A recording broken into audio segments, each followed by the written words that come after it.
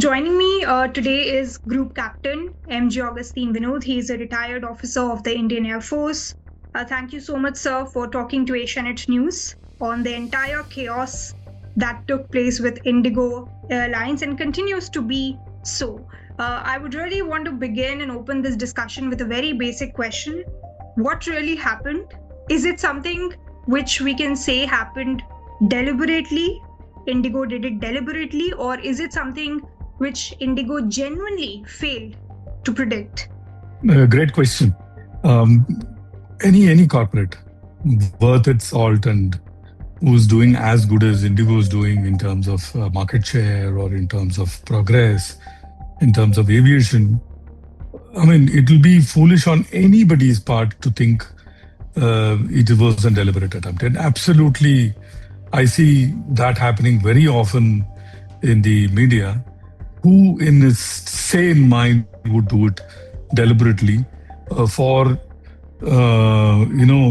tweaking some law or some rule, which will otherwise would have gained, say, X amount, vis-a-vis how much they lost in this entire quagmire, which is almost 10x or 20x amount. And if you just look at the money part, the amount IndiGo lost in this entire ordeal is much more than it would have gained. Just I'm talking about only the money part. It would have gained till the relaxation it got till February. So people who are saying that this happened, that happened, and they did it by by design, they don't know what they are talking. Apart from being a pilot, I went to a management school and a good management school at that in IIM. So I understand numbers and I understand money. So no one will do it. It is absolutely, your question is valid, absolutely not deliberate. And the first part of your question probably is true. It probably caught them off guard. Okay. So you are saying that this is something which IndiGo genuinely was unable to predict that this could happen. But then where did it go wrong? Do you think that it is a complete incompetence of the airlines, which holds 65% of the market share? How can IndiGo not think about this kind of repercussion happening? Now, a lot of people are talking about that this could be because of the FDTL rules that took place. But this happened well ahead of time, 2 years ahead of time. Everybody knew that there would be two-phased implementation of these rules. Then where did IndiGo go wrong?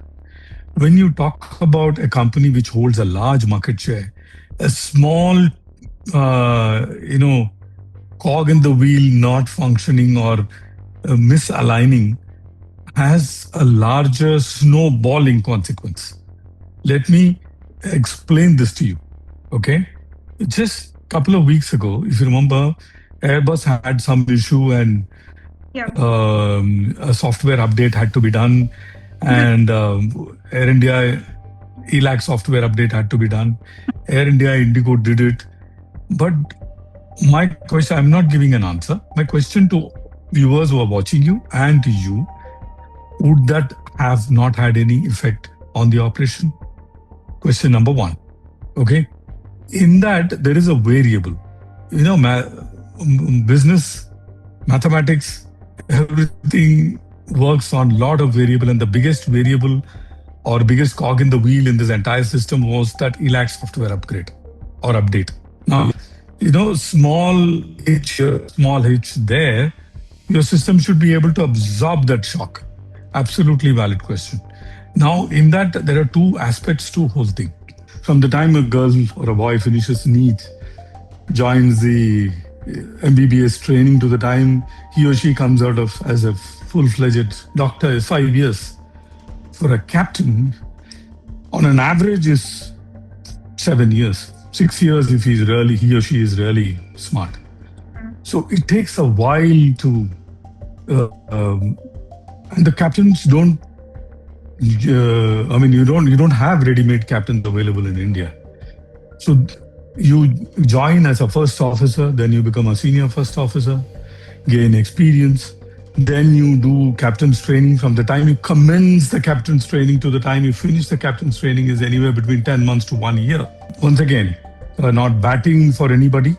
But let me tell you, we live in a democratic country, and our labor laws are very simple.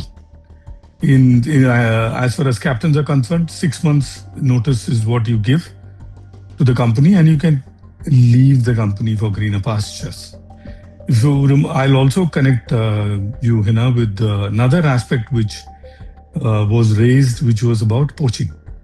The CEO of Air India talked about poaching.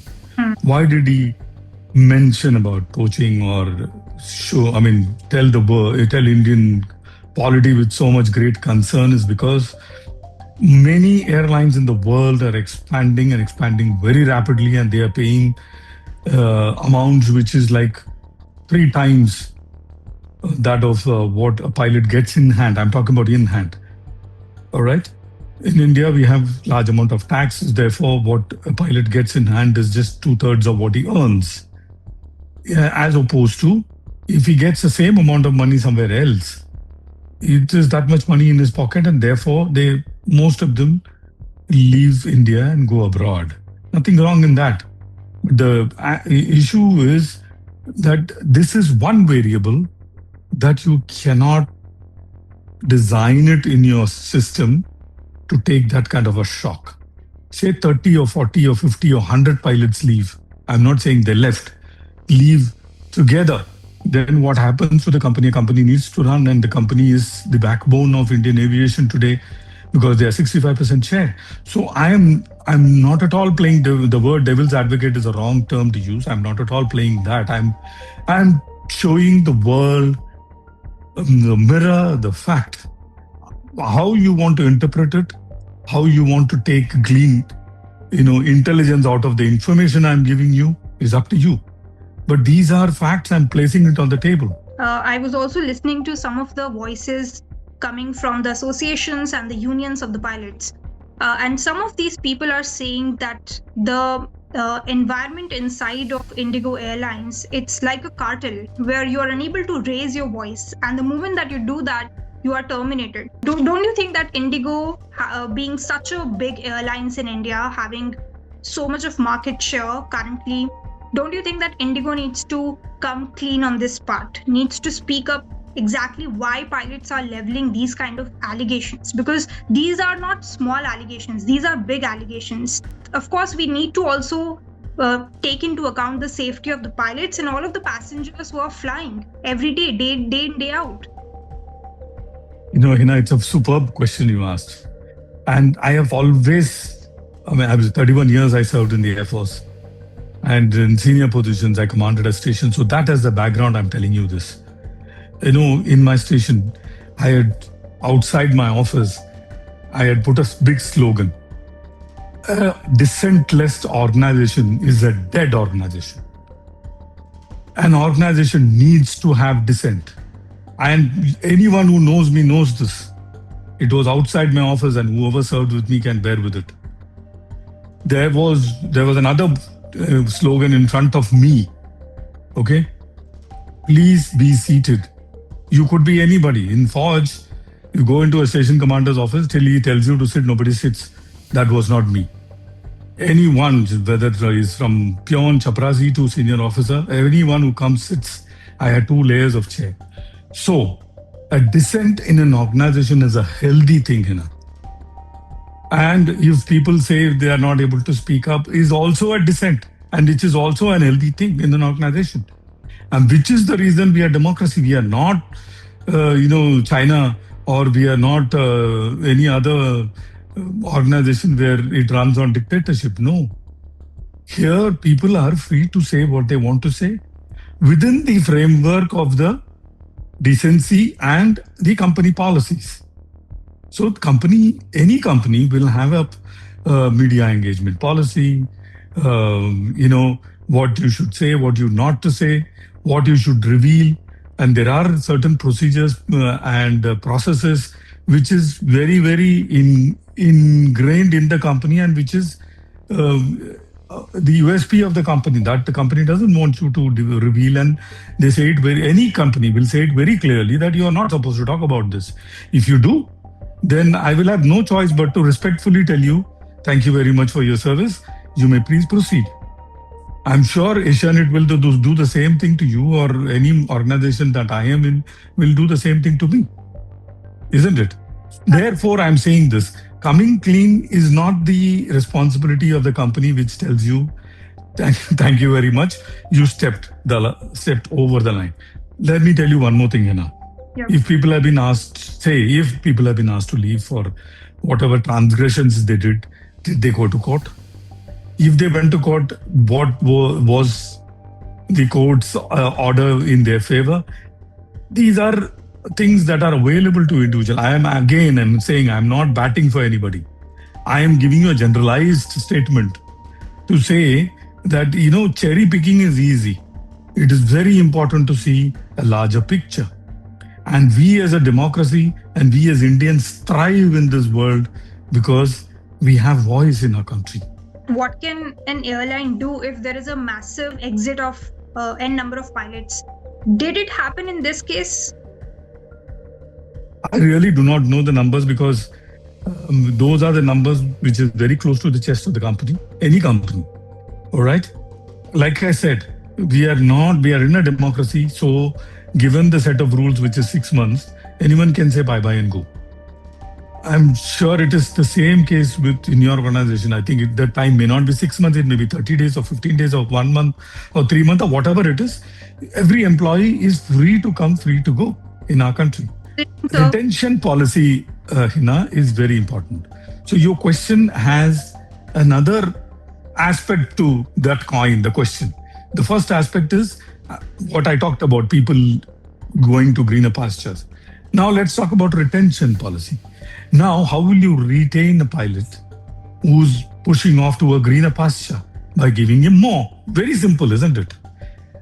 Even if the pilot gets, say, 70% of what he will get in Etihad or Emirates or big companies, there 70% of that, if he gets it in India, I'm telling you, give it to you in writing, no one will leave India and go, because the advantage of staying in India is huge, as opposed to advantage of going and staying in a country which is outside your room is only sand and sun and heat. Nobody wants to go and stay there. So therefore, how will you retain someone? By paying him more. How will you pay him more? By earning more. How will you earn more? By loading it onto the passengers. Now, how will you load it onto the passengers? You have a cap. So it is a very difficult, wheel in wheel, Hena. It needs to be understood in the correct perspective for people to make up their mind. It is very, very easy to come on the TV to say, point fingers at anybody. You have to look at holistically to find out what went wrong. Because there is a Swiss cheese model. For things to fall apart, many cheese holes have to align. Many things have to go wrong for something to finally fall apart. If that finally fall apart has happened because donkey broke its one leg, is not true.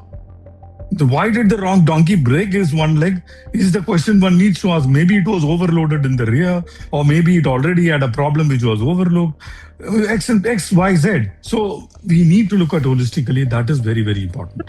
Group Captain Vinod, I think a lot of these questions are being raised because what IndiGo has said so far is only about the operational part of it, but there is no clarity as to what exactly went wrong and thus leading to these kind of unexpected situations. But coming to my next question, Group Captain, what do you think about the rollback? Because these FDTL rules, they are, they came into being at the first place to mitigate the fatigue for the pilots. They came into place so that there is a mandate in terms of rest for pilots. Everything needs to be as it is. If these FDTL rules are rolled back, don't you think that we are actually playing around with the safety of the pilot and the passengers? Very good question. And this is the question everyone is, beating to death in the media. If you go, every single channel I open to, people ask this question. I have a counter question. This FDTL existed for last so many years. But then why to roll back? Because already there are thousands of passengers stranded. People are unable to find their luggage. They're unable to know when is the next flight. So many cancellations. So do you think that Yeah. only the rollback of these FDTL rules will be suffice? Again, let me answer this holistically. First part is, you said passenger safety. So I asked you a counter question. In last 10 years, 15 years, 20 years, as long as this previous FDTL, which is now the rollback FDTL, is in place, how many accidents happen because of it? I don't think any. Okay. Now, I agree to your point and I concede to your point that we need to get at par with international rules and regulations as far as FDTL is concerned. Absolutely with you on that, because the rest may not be adequate for any pilot to carry out his job to the fullest capability, because passenger safety is involved. Absolutely agreed on that aspect. Now, time was given to work around this problem, and other airlines, people keep saying this, other airlines who inducted more pilots. Other airlines inducted more pilots from where? Captains from where? I really want to put my finger on it. When you need 5 years minimum to generate a captain, how did you generate it in 2 years? It absolutely beats me, Hina, when people say that they have generated so many captains in 2 years. It is impossible. For a person to come on the right seat, the co-pilot seat, to the time he gets his bearing and starts working as a competent, I wouldn't say competent, but as a person who is ready to come onto the left seat, it is 3 years. From there, now he prepares to come onto the left seat, 4th year is gone.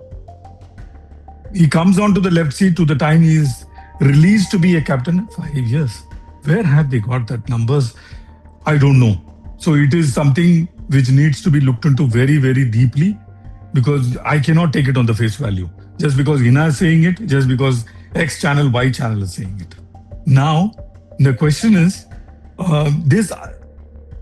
when this was implemented in November, were we ready is a question. I don't know the answer. My question is, were we ready to take this shock? Your answer, your question and the answer is 65% market share. A small change in a smaller organization will not have a larger effect on the people. A small change in a larger organization will have larger effect on people. It's mathematics. It has nothing to do with IndiGo or no IndiGo. If Air India was as big as IndiGo, same effect we would have seen. First, I would really want to understand, is there anything that the Ministry of Civil Aviation can do? Because if you are saying that there is a lot of time required for the training, then how do we produce these pilots? Because the air traffic is increasing day by day. We need pilots, we need captains to take command. How do we then tackle this issue? If you can respond to that first. Super question. In fact, Member of Parliament and also a pilot, Sri Rudy ji, he started something to produce a twin engine aeroplane in India, and 450 aeroplanes will be given out to many flight training organizations. Today, we are awfully short of training facilities in India. Do you know where we train our cadet pilots? In America, in New Zealand, in South Africa. I don't know where all we train. We don't have training infrastructure. We have not, which is the other channel I was saying, our aspirations to fly everyone, sab udan bane, to the way our infrastructure needs to catch up. They are not a Venn diagram which is crossing each other. Our airport is woefully short. Now, have you been to Charles de Gaulle? Charles de Gaulle, if you go, it appears extremely empty most of the time. Whereas maximum aeroplanes take off and land in Charles de Gaulle, same is the case with Frankfurt. Why do they appear empty? Because they've been made to absorb a shock of, say, 10, 20, 50, 100 aeroplanes not taking off or not landing at all. You're getting the point. So when you had this volcano eruption, It was done very beautifully because the infrastructure was adequate to take the shock, and they know when shock comes is the time they will be tested. In a day-to-day operation, it appears absolutely empty. It is like as if 2-3 people in front of you, 2-3 people behind you in a kilometer of distance.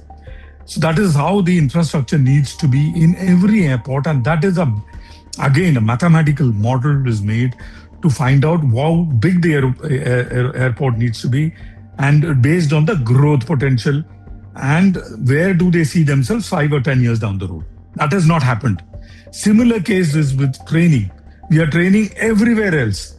Our FTOs needs to catch up. That has not happened. For that to happen, again, everyone keeps pointing finger at DGCA. DGCA is woefully short of manpower. They are working on the same manpower 30 years before, even today. They don't have increment in manpower. Now, any government organization increasing manpower requires cadre change.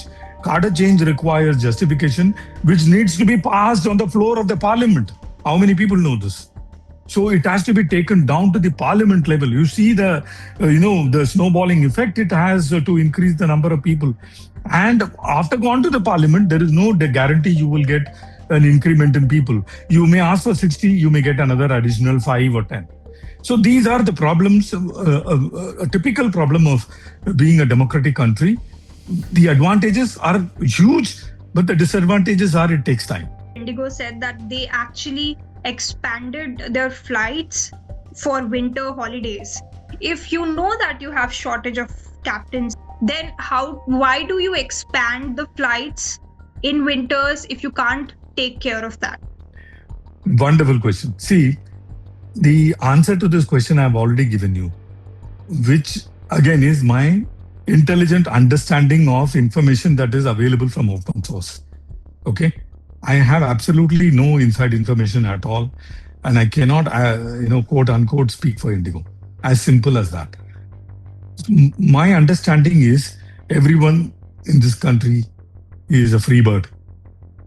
They can come as they please, go as they please, and if the answer to your question will be, I would request you to find out how many people Indian pilots have gone to Etihad and Emirates in last 6 months. The numbers mind-boggling.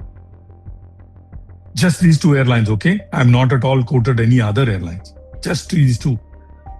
Why? Greener pastures, more money. Coming back to retention policy. Coming back to how will you retain if you can't pay more when you have a cap on pricing. So aviation is so intricately connected. I can't even tell you, it is so intricately connected. A delay in Heathrow can have a domestic delay in probably Milan or San Francisco, because we all are so intricately connected with half an hour gap. We are seeing reports of how a lot of other airlines are charging skyrocketing prices for their travels. Why don't we have a system in place that whenever there is any disruption happening, these airlines are bound to behave in a certain manner? In fact, I tweeted about it. Beti Ganga mein sab dubki maar rahe hain. And, the correct person to answer this question will be the minister himself, because as far as I know, there is cap. In a sector, you cannot exceed a certain amount of fare, but then it has, I think it has loopholes. If you look at that advertisement, it says free meals. Now, how much can you charge for free meal is probably, there is no cap. So if you see the breakdown, maybe the meals are 50,000 rupees. I don't know. So minister will be the correct person to answer this question. But it is harakiri. Yeah?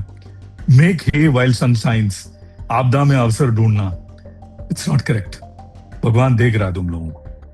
Well, on that note, sir, thank you so much for taking out the time and speaking with Asianet News. It was a lovely conversation and a completely fresh perspective is what I got from you. Thank you so much once again.